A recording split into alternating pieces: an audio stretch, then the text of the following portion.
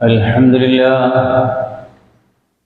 لله نحمده ونستعينه ونؤمن به ونتوكل عليه ونعوذ بالله من شرور أنفسنا ومن سيئات أعمالنا من يهده الله فلا مضل له ومن يضلل فلا هادي له وأشهد أن لا إله إلا الله وحده لا شريك له وأشهد أن محمدًا عبده ورسوله هو الذي أرسل رسوله بالهدى ودين الحق ليظهره على الدين كله وكفى بالله شهيدا.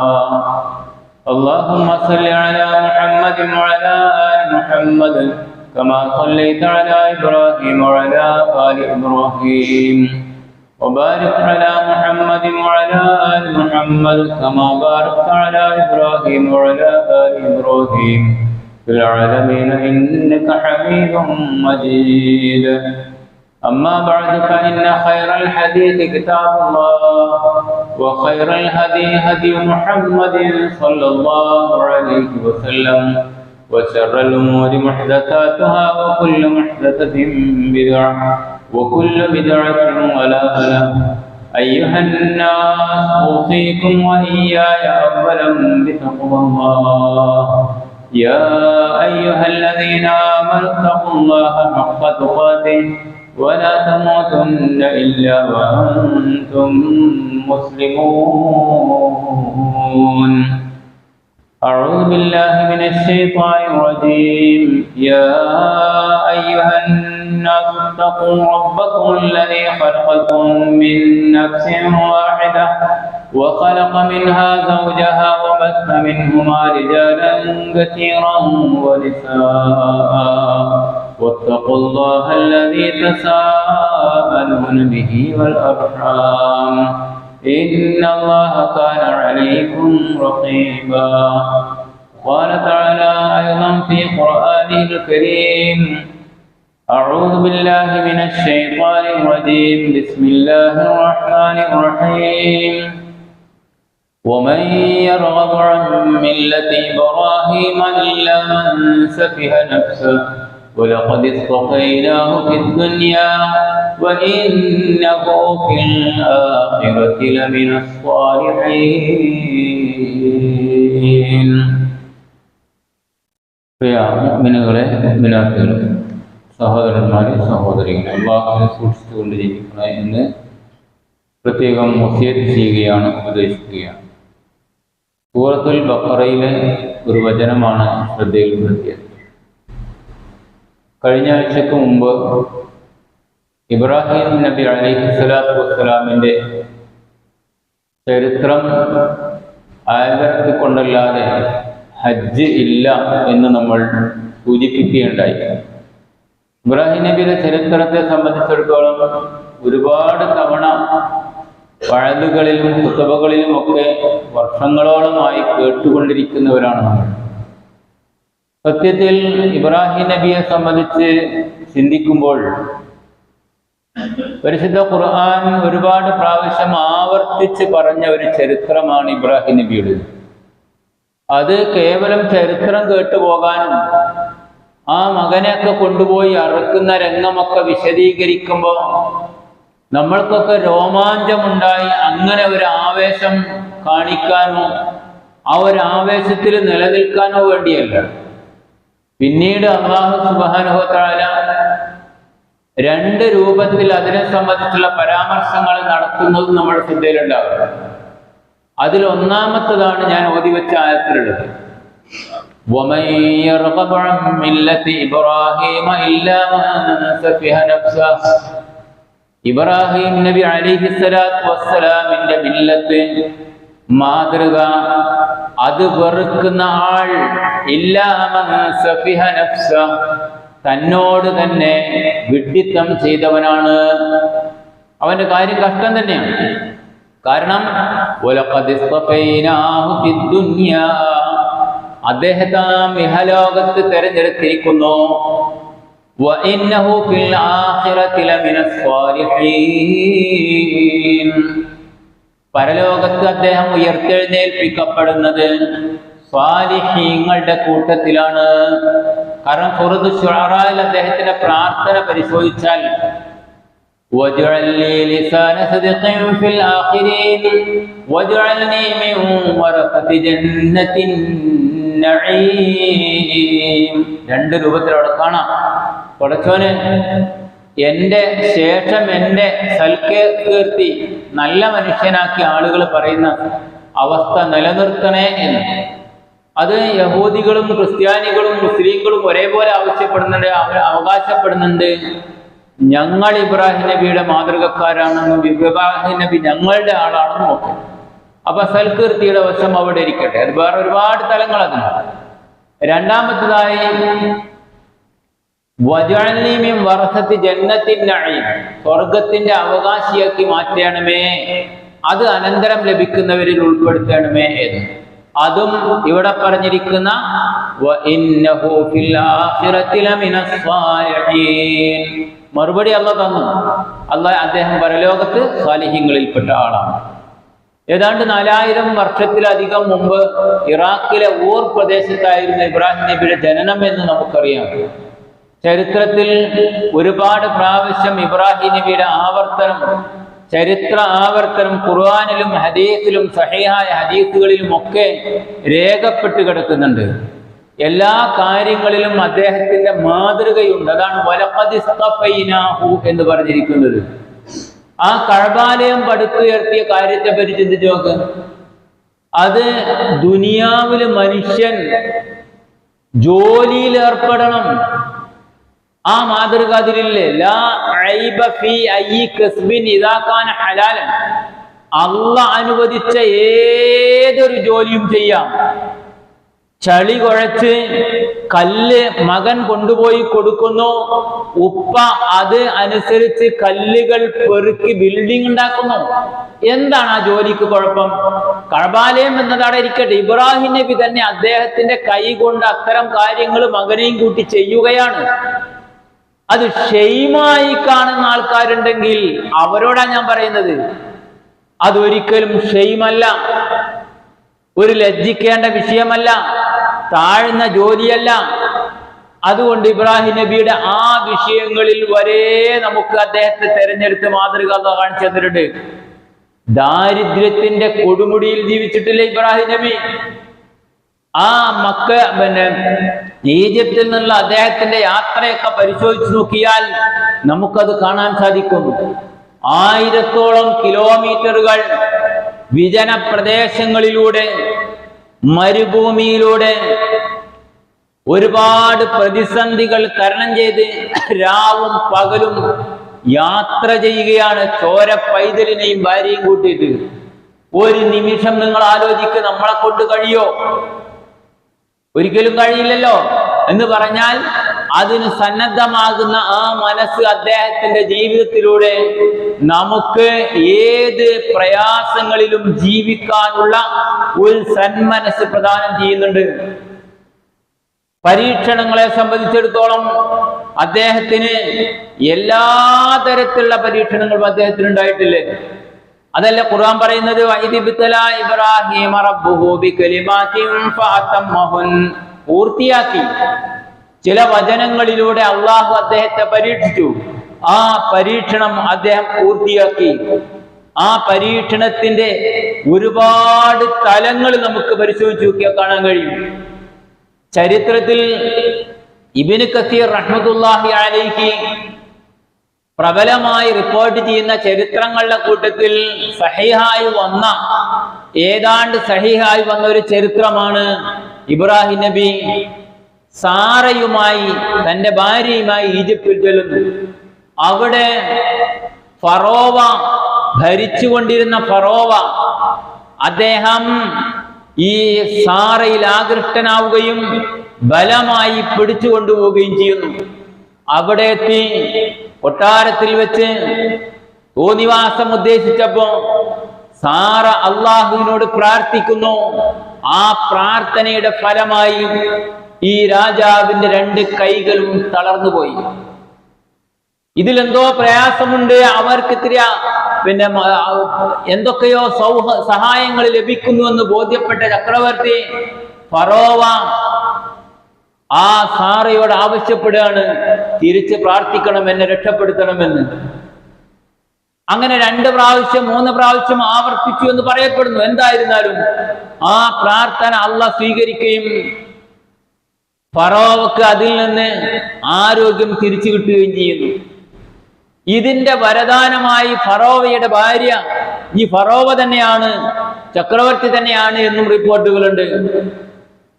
ഹാ അജുറുക്കി, ഇതാ നിന്റെ പ്രതിഫലം എന്ന് പറഞ്ഞുകൊണ്ട് ഈ ചക്രവർത്തിയുടെ ഫറോവയുടെ ഭാര്യ ഹാജർ എന്ന് പേരുള്ള കെബിത്തിയ വംശജയാണ് എന്നും അല്ല എന്നും അമാലിക വംശജയാണ് അല്ല എന്നും ഒക്കെ റിപ്പോർട്ടുകളുണ്ട്. എന്തായിരുന്നാലും ഒരു സ്ത്രീയെ ഗിഫ്റ്റായിട്ട് ഹാജറിന് സാറക്ക് നൽകുകയാണ്. നീണ്ട വർഷങ്ങൾ ജീവിച്ചിട്ടും സന്താനമില്ലാതിരുന്ന അവർ ഇബ്രാഹിം നബിയോട്, ഭർത്താവിനോട് പറയുന്നു, നിങ്ങൾ ഇവരെ വിവാഹം കഴിക്കണമെന്ന്. ആ ആവശ്യമനുസരിച്ച് ഇബ്രാഹിം നബി അവരെ വിവാഹം കഴിക്കുന്നു. നീണ്ട വർഷങ്ങൾ പ്രായാധിക്യം കൊണ്ട് അങ്ങേയറ്റം എത്തിയപ്പോ നിരന്തരമായ പ്രാർത്ഥനയുടെ ഫലം, റബ്ബി ഹബ്ലി മിനസ് സാലിഹീൻ, നാഥാ എനിക്കൊരു സന്താനത്തെ നൽകണേ. അള്ളാനോടാ പ്രാർത്ഥിച്ച്. കബറുന്നൽ പോവല്ല ചെയ്തത്, ശവകുടീരങ്ങളിലേക്ക് പോവുകയല്ല, ആൾ ദൈവങ്ങളുടെ പിന്നാലെ പോവല്ല, മരിച്ചുപോയ ആൾക്കാരോട് വൈദിശേഖനോട് പ്രാർത്ഥിച്ച പോലെ പ്രാർത്ഥിക്കുകയല്ല, അള്ളാഹുവിനോട് പ്രാർത്ഥിക്കുന്നു. റബ്ബി ഹബ്ലി മിനസ് സാലിഹീൻ. എന്താണ് ഖുർആനിലൊക്കെ പഠിപ്പിച്ചിരുന്നത്? ഇബ്രാഹിം നബി തൗഹീദിന്റെ മരമായിരുന്നു. അങ്ങനെ അള്ളാഹു അവസാനം അദ്ദേഹത്തിന് ഹാജറിലൂടെ ഒരു സന്താനത്തെ പ്രദാനം ചെയ്യുന്നു. ഈ പൈതലിനെയും കൊണ്ടാണ് മരുഭൂമികൾ താണ്ടി ഈജിപ്തിൽ നിന്ന് മനുഷ്യാരവുമില്ലാത്ത മനുഷ്യരോ സസ്യലതാദികളോ മുളക്കാത്ത മൊട്ടക്കുന്നുകളിലെ കൂർത്ത കല്ലുകൾ ചവിട്ടി ഇബ്രാഹിം നബി മക്കയിലേക്ക് വരുന്നത്. ആ ചരിത്രമൊക്കെ നമുക്കറിയാം. എങ്കിലും നമ്മൾ ഓർമ്മിക്കേണ്ട ഒരുപാട് വശങ്ങൾ അതിലുണ്ട്.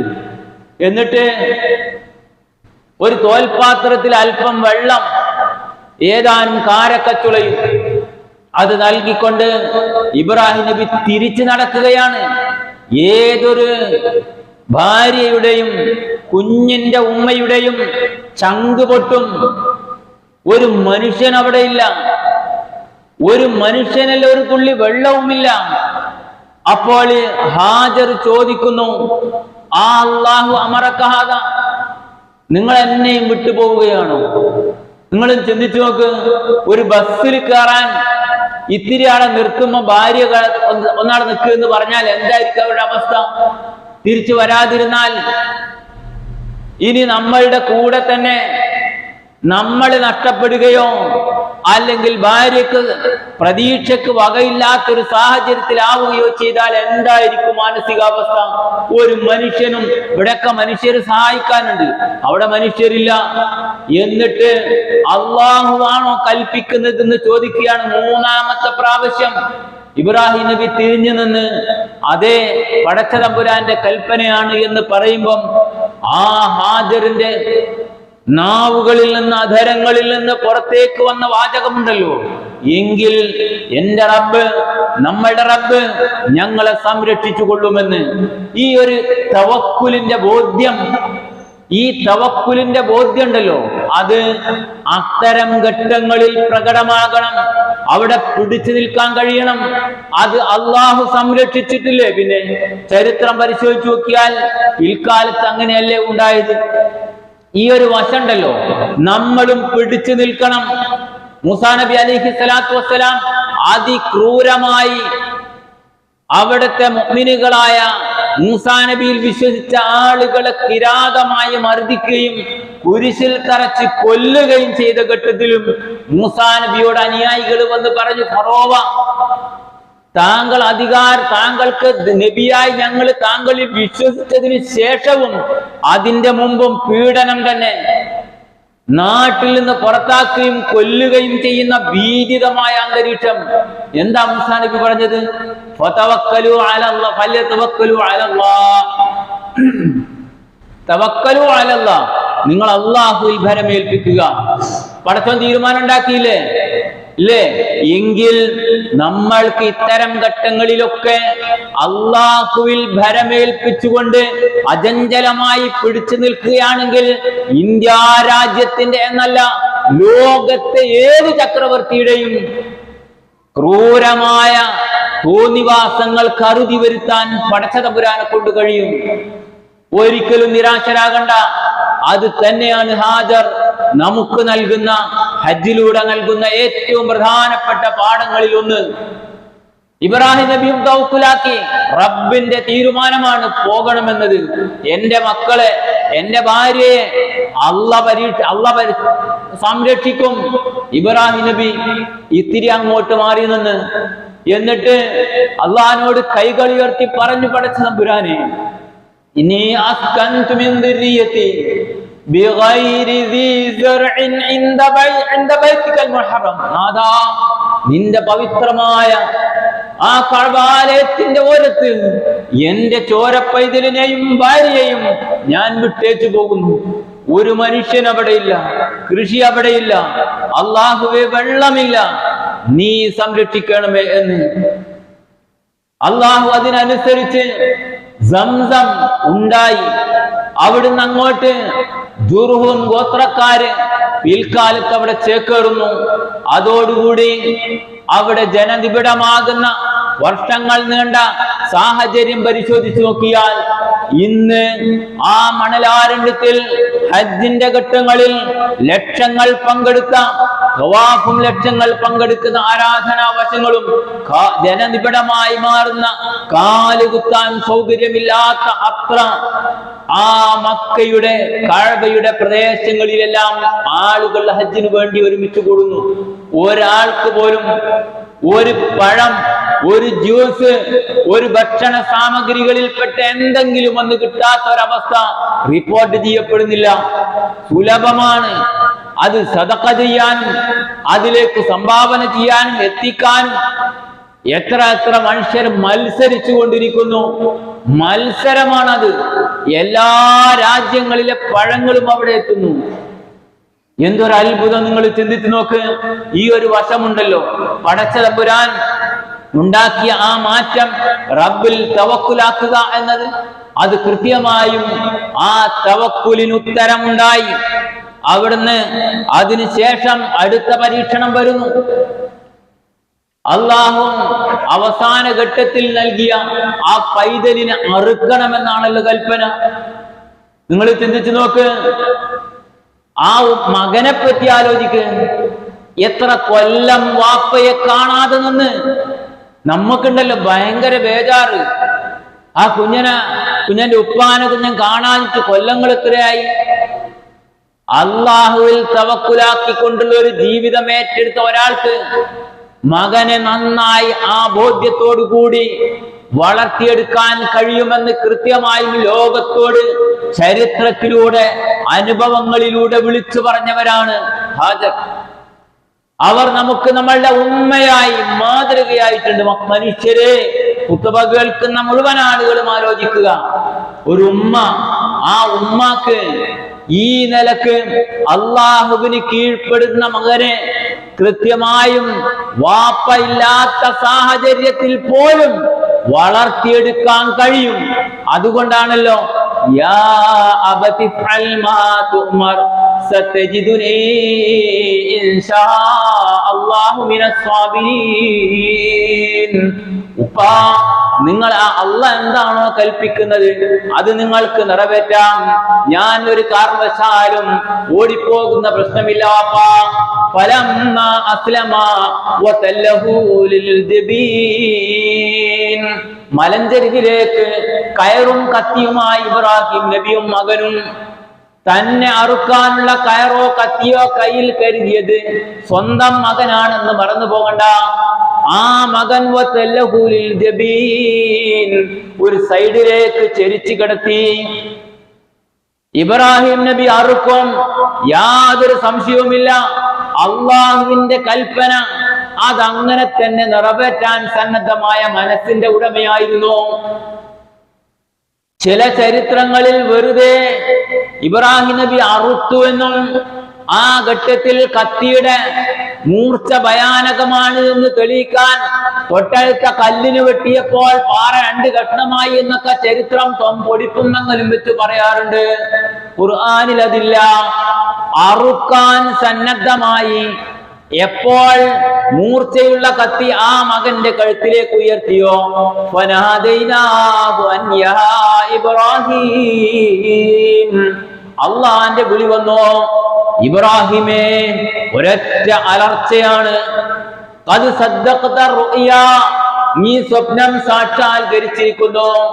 ഇന്നാ കദാലിക നജ്സിൽ മുഹ്സിനീൻ വഫദൈനാഹു ബിദ്ബ്ഹിൻ അദീം. അറുക്കണ്ട, നിർത്തിക്കോ, നീ ഏത് കാര്യം ചെയ്യും എന്ന് റബ്ബിന് ഉറപ്പായി. എന്താണോ കൽപ്പിച്ചത് അതങ്ങനെ തന്നെ നിറവേറ്റാൻ സന്നദ്ധമായി ഇബ്രാഹിം നബി. അല്ലാഹു സുബ്ഹാനഹു വ തആല പകരമായി ഒരു ഉരുവിനെ അറുക്കാൻ, പകരം ബലി കൊടുക്കാൻ കൽപ്പിച്ചു. വതറക്നാ അലൈഹി ഫിൽ ആഖിരീൻ, പിൽക്കാലക്കാരിലേക്ക് നമ്മൾ അവശേഷിപ്പിക്കുകയും ചെയ്തു. അതാണ് ഇന്നും നമ്മൾ തുടർന്നു വരുന്നത്. എന്തൊരു അത്ഭുതങ്ങൾ ചിന്തിച്ചു നോക്ക്.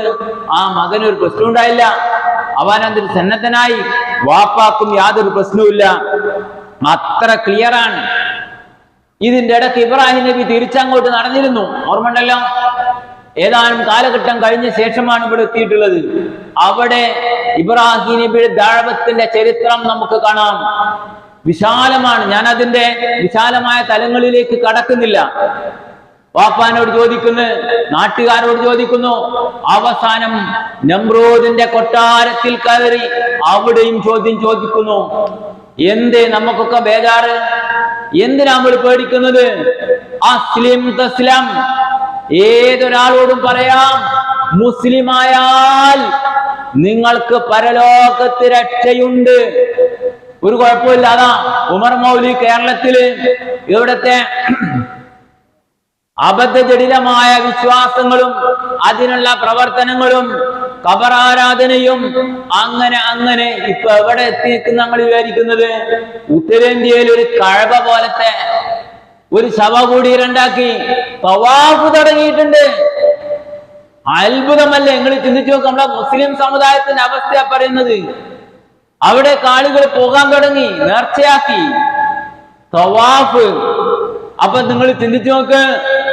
അതുകൊണ്ട് ഉമർ മൗലവി വളരെ വ്യക്തമായി ഈ സമൂഹത്തിന് മുസ്ലിം പണ്ഡിതന്മാർ നേതൃത്വം കൊടുത്തപ്പം ആ മുസ്ലിം പണ്ഡിതന്മാരോട് നേർക്ക് നേരെ ശിർക്കാണ് നിങ്ങളെ ചെയ്യുന്നത്, നിങ്ങൾക്ക് മുസ്ലിംകളായാൽ രക്ഷപ്പെടാം എന്ന് കത്തെഴുതിയിട്ടുണ്ട്.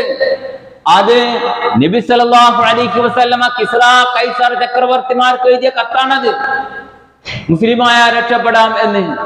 അപ്പൊ പറഞ്ഞു വന്നത്, ഏത് നമ്രൂദിന്റെ കൊട്ടാരത്തിലും ഏത് ആരുടെ പ്രധാനമന്ത്രിയുടെ പ്രസിഡന്റിന്റെ നാട്ടിലുള്ള ആരോടും പറയാം, മുസ്ലിമായ രക്ഷപ്പെടും, പരലോകത്ത് രക്ഷപ്പെടാം, അല്ലെങ്കിൽ രക്ഷപ്പെടൂല. കാരണം ഇസ്ലാം എല്ലാവർക്കും ഉള്ളതാ.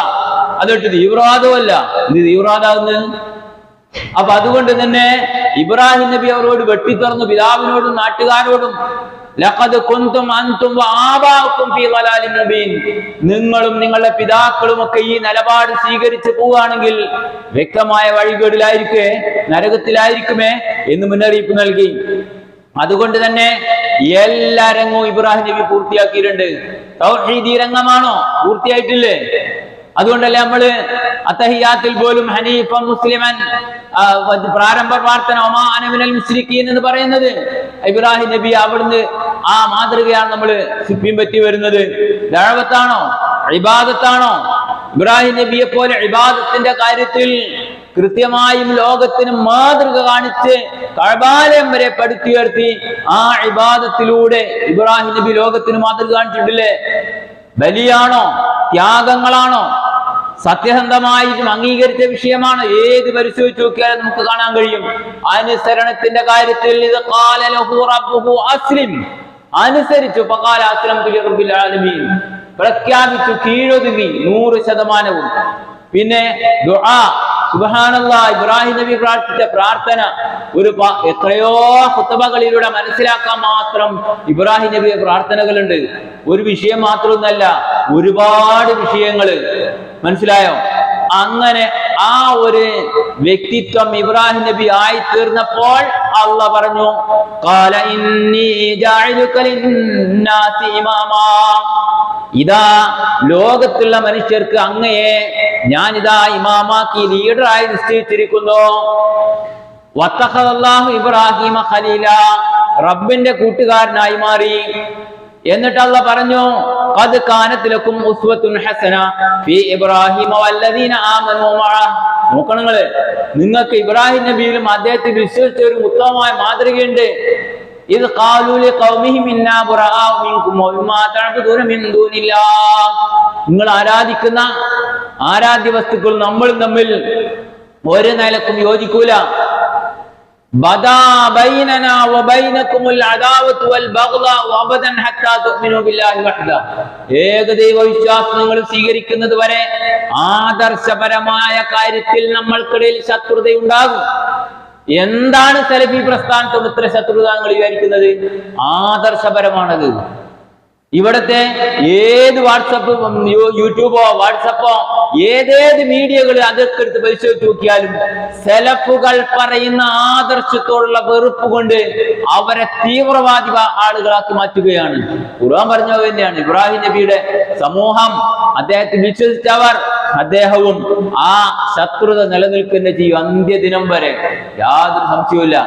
എന്നിട്ട് അവസാനം അല്ലാഹ് പറയുന്നു, സുമ്മ ഔഹൈനാ ഇലൈക അനിത്തബിഅ മില്ലത ഇബ്രാഹിം ഹനീഫാ, പിന്നീട് പ്രവാചകരെ അങ്ങക്ക് നാം ഇതാ വഹി നൽകുന്നു, ഇബ്രാഹിം നബിയുടെ മില്ലത്ത്, യഥാർത്ഥ വക്രതയില്ലാത്ത മാർഗം അങ്ങ് പിന്തുടരണമെന്ന്. മനസ്സിലായോ? ആ മാർഗം പിന്തുടരണം. ഹജ്ജിൽ നബി സല്ലല്ലാഹു അലൈഹി വസല്ലം പറഞ്ഞു നോക്കുന്നത് നബിക്ക് പോലും ആ നിലക്ക് പിന്തുടരണമെന്ന് കൽപ്പനയാണ്. ഖൈഫു അലാ മശാഇരിക്കും അലാ ഇർത്തി അബീക്കും ഇബ്രാഹിം, നിങ്ങളുടെ സംസ്കാര കേന്ദ്രങ്ങളിൽ ആശ്വാസപൂർവം നിങ്ങൾ തങ്ങണം. നിങ്ങളാണ് നിങ്ങളുടെ പിതാവിന്റെ അനന്തരാവകാശികൾ. ആരുടെ? ഇബ്രാഹിം നബിയുടെ. ആ ഹജ്ജുമായി ബന്ധപ്പെട്ട് നബി സല്ലല്ലാഹു അലൈഹി വസല്ലം പറഞ്ഞതാണ്. ഇബ്രാഹിം നബിയുടെ ജീവിതത്തിന്റെ പുനരാഖ്യാനം തന്നെയാണ് ഹജ്ജ് എന്നത് നമുക്ക് മനസ്സിലാക്കാം. അല്ലാഹു സുബ്ഹാനഹു വ തആല വളരെ സൂക്ഷ്മമായി കൃത്യമായി ഇത്തരം ചരിത്രങ്ങളിലൂടെ പാഠം ഉൾക്കൊള്ളുവാനും ദീനിൽ അടിയുറച്ചു നിന്നുകൊണ്ട് തൗഹീദും സുന്നത്തും ജീവിതത്തിൽ പ്രാവർത്തികമാക്കുന്നതിൽ പെടാനും അല്ലാഹു നമ്മെ എല്ലാവരെയും അനുഗ്രഹിക്കുമാറാകട്ടെ.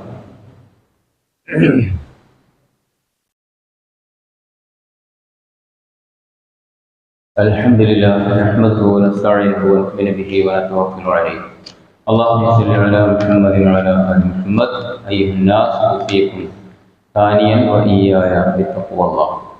ഒരിക്കൽ കൂടി അല്ലാഹുവിനെ സൂക്ഷിച്ചുകൊണ്ട് ജീവിക്കണേ എന്ന് പ്രത്യേകം വസിയത്ത് ചെയ്യുകയാണ്, ഉപദേശിക്കുകയാണ്. സാന്ദർഭികമായി ഇൻഷാ അല്ലാഹ് നാളെ ദുൽഹിജ്ജ 1 എന്ന നിലയിലാണ് നമുക്ക് ചക്രവാളത്തിലെ ചന്ദ്രന്റെ ഉദയവുമായി ബന്ധപ്പെട്ട് മനസ്സിലാക്കാൻ കഴിയും. അപ്പൊ അതുകൊണ്ട് ദുൽഹിജ്ജ 1 മുതൽ വലയാലിൻ അശ്രിൻ എന്ന് ഖുർആൻ പറഞ്ഞ 10 ദിനരാത്രങ്ങളുടെ സവിശേഷതകൾ എന്ന നിലയിൽ ഒരുപാട് കാര്യങ്ങൾ ഉണ്ട്. ഒന്ന്, ഈ മാസം തന്നെ പവിത്രമാക്കപ്പെട്ട, യുദ്ധം നിരോധിക്കപ്പെട്ട മാസങ്ങളിൽപ്പെട്ടതാണ്. അതിൽപ്പെട്ട ദിവസമാണ് ആദ്യത്തെ 10 ദിവസം. മറ്റൊന്ന് അയ്യാമുൽ ഹജ്ജാണ്. ഹജ്ജിന്റെ ദിവസങ്ങൾ, കാര്യങ്ങൾ മുഴുവനും പവിത്രമായത് നടക്കുന്നതൊക്കെ, ഫർളായ കാര്യങ്ങളൊക്കെ ആ 10, 11, 12, 13 ദിവസങ്ങളിലുമാണ്. യൗമ അറഫ അത് ഈ 10 ഉൾപ്പെടുന്നുണ്ട്. യൗമുൻ നഹർ ഏറ്റവും പുണ്യമായ ദിവസം എന്ന നിലയിൽ ആ ദിവസത്തെ വിശേഷിപ്പിച്ചു. അതും ഈ ദുൽഹിജ്ജ 10 അതുപോലെ പിന്നെ യൗമു റിഖാബി ഇബാദത്തി മിനൻ നിറാൻ, ഒരുപാട് ആളുകൾ നരകത്തിൽ നിന്ന് മോചിപ്പിക്കപ്പെടുന്ന ദിവസമാണ് അറഫ ദിവസം. അന്നത്തെ നോമ്പിന്റെ കാര്യവും നമുക്കറിയാം. പിന്നെ അള്ളാഹുവിന്റെ അടുക്കിലേക്ക് അമലുകൾ ഉയർത്തപ്പെടുന്ന ദിവസം. ഇതുപോലുള്ള ഒരുപാട് സവിശേഷതകളുണ്ട്. അതുകൊണ്ട് നബി സല്ലല്ലാഹു അലൈഹി വസല്ലം പറഞ്ഞു, മാ മിൻ അയ്യാമിൻ അൽ അമലു സ്വാലിഹു ഫീഹിന്ന അഹബ്ബു ഇലല്ലാഹി മിൻ ഹാദിഹിൽ അയ്യാം അൽ അശ്റു. ഈ 10 ദിവസങ്ങൾക്കുള്ള ശ്രേഷ്ഠത മറ്റു ദിവസങ്ങളിൽ ഉള്ളതിനേക്കാൾ എത്രയോ അമലു സ്വാലിഹാത്തിന് ശ്രേഷ്ഠത കിട്ടും. വഖാലു യാ റസൂലല്ലാഹ് വലൽ ജിഹാദു ഫീ സബീലില്ലാഹ്, അപ്പോൾ അള്ളാഹുവിന്റെ മാർഗ്ഗത്തിൽ യുദ്ധം ചെയ്യുന്നതോ അത് ഇതിനേക്കാൾ കൂലിയുള്ളതല്ലേ എന്നാണ് അവർ ചോദിച്ചത്. ഖാല വലൽ ജിഹാദു ഫീ സബീലില്ലാഹ് ഇല്ലാ റജുലുൻ ഖറജ ബിനഫ്സിഹി വമാലിഹി ഫലം യർജിഅ മിൻ ദാലിക ബിശൈഇ, അത് ഇതിനേക്കാൾ പുണ്യമുള്ളതാണ്. അങ്ങനെ ഒരാൾ പുറപ്പെടുകയും അയാൾ യുദ്ധത്തിൽ ഷഹീദാവുകയും ചെയ്താൽ അത് ഇതിനേക്കാൾ പ്രതിഫലമുള്ള കാര്യമാണ് എന്ന് നബി സല്ലല്ലാഹു അലൈഹി വസല്ലം പറയുകയുണ്ട്. എന്നിട്ട് ബുഖാരി ഉദ്ധരിച്ച മറ്റൊരു റിപ്പോർട്ടിൽ ഫഅക്തിറു ഫീഹിന്ന മിനത് തഹ്ലീലി വത്തക്ബീരി വത്തഹ്മീദി, നിങ്ങൾ തക്ബീറും തഹ്ലീലും തഹ്മീദും ഒക്കെ വർദ്ധിപ്പിക്കുക എന്ന് പറഞ്ഞത് കാണാം. അങ്ങനെ സഹാബത്ത് തക്ബീറുകൾ അങ്ങാടികളിലൊക്കെ ചെല്ലാറുണ്ടായിരുന്നു ഈ ദുൽഹിജ്ജ 1 മുതൽ, പള്ളിയിലല്ല ഉണ്ടായിരുന്നുവെന്നും ബലിമൃഗത്തെ കാണുമ്പോൾ തക്ബീർ ചെല്ലാറുണ്ടായിരുന്നു ഒക്കെ വന്നിട്ടുണ്ട്. അത് കേവലം ഈ പള്ളിയിൽ നിന്ന് പെരുന്നാളോടനുബന്ധിച്ച് ചെല്ലുന്ന ആ തക്ബീറിനെ സംബന്ധിച്ച് അല്ല ഉദ്ദേശിച്ചുള്ളത്. ഇങ്ങനെ ഓരോരുത്തർ ചെല്ലാറുണ്ടായിരുന്നുവെന്നും ചില സഹാബികൾ കൂടെ ചെല്ലിയിരുന്നു കാണാം. അത് ദുൽഹിജ്ജ 9 അറഫ ദിനം രാവിലെ മുതലാണ് ഒന്നിച്ചുള്ള തക്ബീർ ആരംഭിച്ചത് എന്നും അയ്യാമുൽ തശ്രീഖിന്റെ ദുൽഹിജ്ജ 13 അസ്വറോട് കൂടി വരെയാണ് അതിന്റെ സമയം എന്നും ഒക്കെ ഹദീസിൽ വേറെ വന്നിട്ടുണ്ട്. ഇൻഷാല്ലാഹ് പിന്നീട് വിശദീകരിക്കാം. ഇനി ഇതുമായി ബന്ധപ്പെട്ട് ചിലർക്ക് സംശയം ഉണ്ടാകാറുള്ളത് നോമ്പ് അനുഷ്ഠിച്ചുകൂടെ എന്നതാണ്. നോമ്പ് അനുഷ്ഠിക്കുന്നതിൽ നബി സല്ലല്ലാഹു അലൈഹി വസല്ലമയിൽ നിന്ന് വ്യക്തമായി നബി അങ്ങനെ ചെയ്തു എന്ന് സഹീഹായ റിപ്പോർട്ടുകൾ വന്നിട്ടില്ല. മറിച്ച് ആയിഷ റളിയല്ലാഹു അൻഹ പറഞ്ഞിട്ടുള്ളത് പിന്നെ നബി അങ്ങനെ ഫലം യസ്ബത്ത് ഫീഹിന്ന ശൈഉൻ എന്നാണ്. ഈ ആയിഷ റളിയല്ലാഹു മാ റഅയ്തു റസൂലുള്ളാഹി സായിമൻ ഖത്തു ഫിൽ അശ്രി എന്ന്, ഈ 10 ദിവസങ്ങളിലുള്ള പിന്നെ 10ാം ദിവസം അല്ലാത്ത മറ്റു ദിവസങ്ങളിലെ നോമ്പ് നബി ചെയ്തതായിട്ട് ഞാൻ അനുഭവിച്ചിട്ടില്ല, എനിക്കറിയില്ല എന്ന്. എന്നാൽ ഇതിനെ വിശദീകരിച്ചുകൊണ്ട് പണ്ഡിതന്മാർ പറഞ്ഞിട്ടുള്ളത് നബി സല്ലല്ലാഹു അലൈഹി വസല്ലമ ചെയ്തിട്ടില്ലെങ്കിലും അമലുൻ സാലിഹാത്ത് ഏറ്റവും കൂടുതൽ പ്രതിഫലമുള്ളതാണല്ലോ, അതുകൊണ്ട് ആ നിലക്ക് നോമ്പ് അനുഷ്ഠിക്കുന്നത് കൊണ്ട് വിരോധമില്ല. മറ്റ് അമലുകളെ തക്ബീർ തഹ്ലീൽ പോലുള്ളതും സദഖ ചെയ്യുക ഒരുപാട് കാര്യങ്ങൾ അമലു സാലിഹാത്തിൽ പെട്ടതാണ്. ആ നിലക്ക് ഈ നോമ്പും അമലു സാലിഹാത്തിൽ പെട്ടതാണെന്നും അതുകൊണ്ട് അങ്ങനെ പിന്നെ നോമ്പ് അനുഷ്ഠിക്കുന്നത് കൂലിയുള്ള കാര്യമാണ് എന്ന നിലക്കുമാണ് സലഫി പണ്ഡിതന്മാരായ ആളുകൾ വിശദീകരിച്ചിട്ടുള്ളത്. ഇതാണ് അതിൻ്റെ വസ്തുത. ഇനി ഉൽഹിയത്തുമായി ബന്ധപ്പെട്ട മറ്റു കുറച്ച് കാര്യങ്ങൾ ഇൻഷാല്ലാഹ് അടുത്ത ഖുത്ബയിൽ പറയാം. അല്ലാഹു സുബ്ഹാനഹു വ തആല കാര്യങ്ങൾ സൂക്ഷ്മമായി മനസ്സിലാക്കാനും തെറ്റുവരാത്ത തരത്തിലുള്ള ജീവിതത്തിൽ പ്രാവർത്തികമാക്കാനും നമ്മെ അനുഗ്രഹിക്കുമാറാകട്ടെ. ചിലർ മരണപ്പെട്ടതിനുണ്ട്, അതുകൊണ്ട് പ്രാർത്ഥിക്കണമെന്ന് അറിയിച്ചിട്ടുണ്ട്. അല്ലാഹു അവർക്ക് മഗ്ഫിറത്തും മർഹമത്തും നൽകി അനുഗ്രഹിക്കുമാറാകട്ടെ. രോഗികളായി പ്രയാസപ്പെടുന്ന പലരും എന്നോട് പ്രത്യേകം ദുആ ചെയ്യണേ എന്ന് വസിയത്ത് ചെയ്തിട്ടുണ്ട്. കഴിഞ്ഞ ദിവസം ഒരു സ്ത്രീ നമ്മുടെ ക്ലാസ്സിൽ പാരായണം ചെയ്തുകൊണ്ടിരിക്കുന്ന ഖുർആൻ ക്ലാസ്സിൽ പങ്കെടുത്തുകൊണ്ടിരിക്കുന്ന ഒരു സ്ത്രീ, അവർക്ക് ക്യാൻസർ സംബന്ധമായ അസുഖമായി RCCയിലേക്ക് പോകണമെന്നും പ്രാർത്ഥിക്കണമെന്നും ആവശ്യപ്പെട്ടിട്ടുണ്ട്. വേറെയും ചിലർ ഇങ്ങനെ പ്രാർത്ഥിക്കാൻ ആവശ്യപ്പെട്ടിട്ടുണ്ട്. അല്ലാഹു കരുണാവാരിധിയാകട്ടെ. എല്ലാവിധ മാരക രോഗങ്ങളിൽ നിന്നും ഞങ്ങളെയും പ്രാർത്ഥിക്കാൻ ആവശ്യപ്പെട്ട ആളുകളെയും എല്ലാം നീ രക്ഷിച്ച് അനുഗ്രഹിക്കുകയും അവർക്കെല്ലാം ശിഫ നൽകി അനുഗ്രഹിക്കുകയും ചെയ്യുന്നു. കരുണാവാരിധിയായ കാരുണ്യവാനായ റഹ്മാനായ തമ്പുരാനെ, എല്ലാവിധ ചെറുതും വലുതുമായ പ്രയാസങ്ങളിൽ നിന്ന് ഞങ്ങളെ കാത്തുരക്ഷിക്കുന്ന റഹ്മാനെ, അല്ലാഹു മുഅ്മിനുകളായി ജീവിക്കാനുള്ള സ്വാതന്ത്ര്യവും നിർഭയത്വവും സമാധാനവും അല്ലാഹുവേ ഞങ്ങളുടെ നാട്ടിൽ നിലനിർത്തി അനുഗ്രഹിക്കണേ റഹ്മാനെ. എല്ലാവിധ ശാരീരിക മാനസിക പ്രയാസങ്ങളിൽ നിന്ന് കാത്തുരക്ഷിക്കണേ തമ്പുരാനെ. അല്ലാഹു മഗ്ഫിറിൽ മുഅ്മിനീന വൽ മുഅ്മിനാത്ത് വൽ മുസ്ലിമീന വൽ മുസ്ലിമാത്ത് അൽ അഹ്യാഇ മിൻഹും വൽ അംവാത്ത് ഇന്നക മുജീബു ദഅവാതി വയാ ഖാദിൽ ഹജാത്ത്. ربنا آمنا فاغفر لنا ذنوبنا وكفر عنا سيئاتنا وتوفنا مع الأبرار. ربنا تقبل منا إنك أنت السميع العليم وتب علينا إنك أنت التواب الرحيم.